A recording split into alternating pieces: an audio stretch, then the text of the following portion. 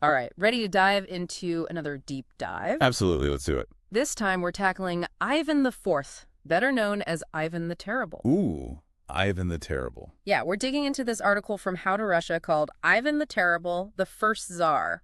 I'm intrigued already. It's a wild ride full of contradictions. Well, you know what they say? History is written by the victors.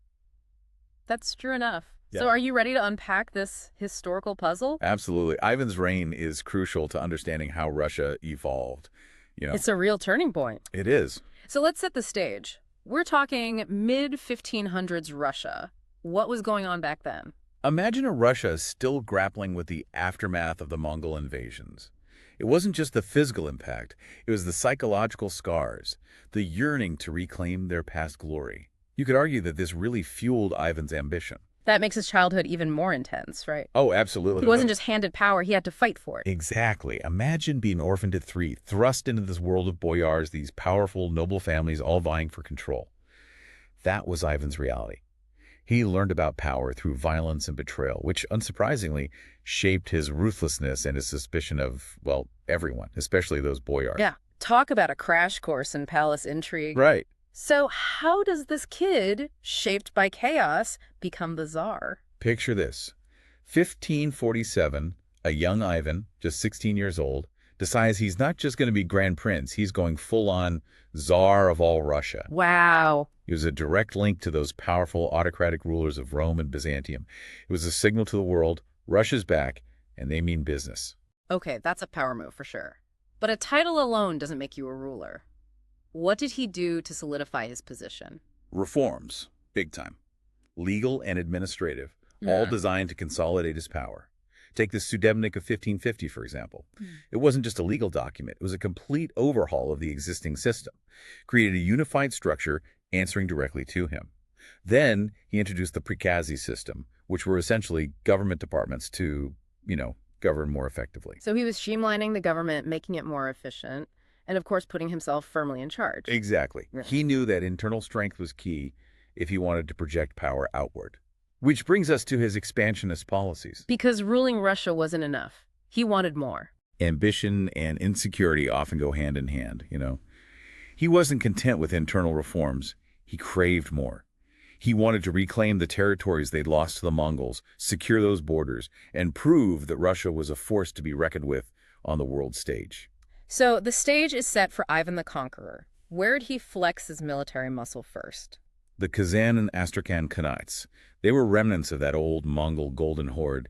Conquering them wasn't just about land, though. It was about erasing the shame of Mongol domination. Right, he was rewriting history, proving Russia wouldn't be pushed around anymore. But what made his campaigns so successful? How did he do it? He was a brilliant strategist and a bit of a maverick.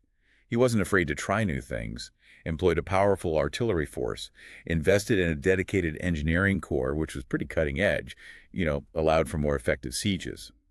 His military campaigns, especially against those Khanais, showcased a leader who was willing to use any and all means to reach his goals.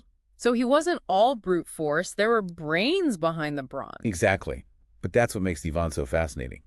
We can acknowledge his strategic brilliance, but we can't ignore the fact that his ambition often came at a terrible cost. His reign was marked by this, escalating brutality, a growing paranoia that would eventually consume his entire court.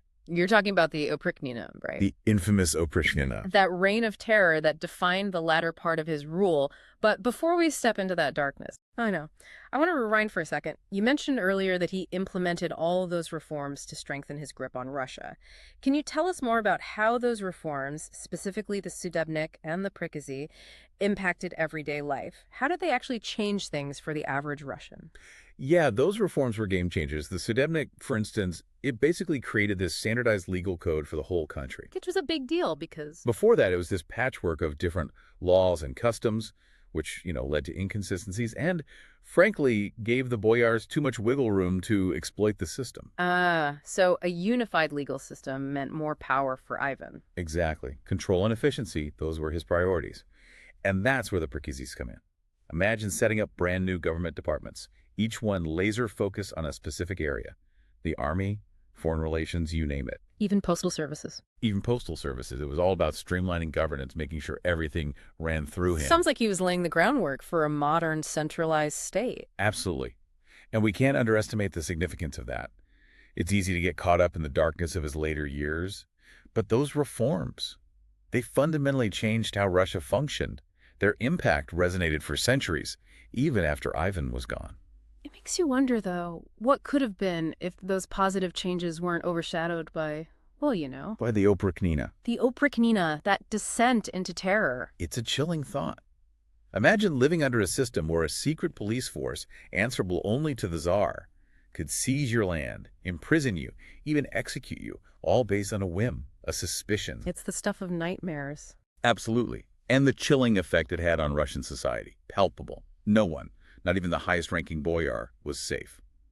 But to understand why Ivan went down this road, we need to go back to those formative events that shaped him. You're talking about Anastasia, his first wife, right? Yes, Anastasia. The article mentions her death as a real turning point in his reign. Her death in 1560, it broke him, in a sense. Many historians believe it shattered something within him, amplified those paranoid tendencies, and set him on a much darker path. It's tragic, isn't it? He builds this powerful, centralized state, but in his quest for absolute control, he alienates those closest to him and ultimately unleashes this wave of terror that, well, it tarnishes his legacy. And we can't forget, the Oprichnina wasn't just about targeting the boyars. It impacted everyone. Commoners suffered under the weight of increased taxes, caught in the crosshairs of Ivan's paranoia. It's a dark chapter in Russian history, a stark reminder of what can happen when power goes unchecked. So after Anastasia's death, how does Ivan's reign play it out? Does he ever truly recover from that loss? He goes on to marry 6 more times. 6. 6. Wow. But none of those marriages hold a candle to what he had with Anastasia. She seemed to represent this sense of stability, of love that he just couldn't recapture. And his behavior, it becomes increasingly erratic, marked by these fits of rage, of violence. The article mentions a particularly disturbing incident with his son, Ivan Ivanovich, his heir. Right. Ivan Ivanovich. This wasn't just a family squabble. This had huge implications for the future of Russia. Absolutely. We're talking about the heir apparent, the future Tsar. And in a fit of rage, Ivan, he strikes his son. Wait, he physically struck his son? Yes, and the blow proved fatal. Are you serious? He killed his own son. What could have possibly driven him to do something like that? To this day, the exact circumstances are still debated by historians. But what's clear is that this act of violence, even if unintentional, sent shockwaves through Russia. It raised serious questions about Ivan's mental state, his fitness to rule, created a succession crisis that would have long-lasting consequences. Talk about a Shakespearean tragedy. He builds this incredible legacy only to see it crumble under the weight of his own paranoia, his own rage. It paints a pretty bleak picture of the man behind the crown. It does. Ivan's reign serves as a cautionary tale. Absolute power, it corrupts. It highlights the dangers of unchecked ambition and the devastating consequences that paranoia and violence can inflict, not just on a ruler, but on an entire nation. It's a lot to process, even centuries later. It makes you wonder how he's viewed in Russia today. Is he celebrated as a powerful, albeit flawed, leader? Or is he condemned for his brutality? That's the million-ruble question, isn't it? The truth is, it's complicated. Even today, he's a figure who elicits strong reactions. So how do you reconcile those seemingly disparate aspects of his character, of his reign? On the one hand, the reformer, the visionary, the conqueror who expanded Russia's borders, and then on the other, the tyrant, the man who unleashed the Oprichnina, who terrorized his own people. It really speaks to the complexities of the man, that even now, all these years later, Ivan the Terrible remains such a divisive figure in Russian history. He's this embodiment of a paradox, revered and reviled in equal measure. So some people see him as a symbol of Russian strength, right? A sort of embodiment of resilience. Exactly. They point to the expansion of Russian territory under his rule, the casting off of Mongol influence, the modernization of the army, the legal reforms. For them, he laid the foundation for Russia's eventual rise as a major power. And then there are those who only see the brutality, the darkness of the Oprichnina, that reign of terror. How do they reconcile that with his achievements? For many, especially those whose families endured suffering during his reign, the violence overshadows everything else. They see him as a tyrant who ruled through fear and oppression, a cautionary tale about the dangers of unbridled power. It's like we're talking about two different Ivans.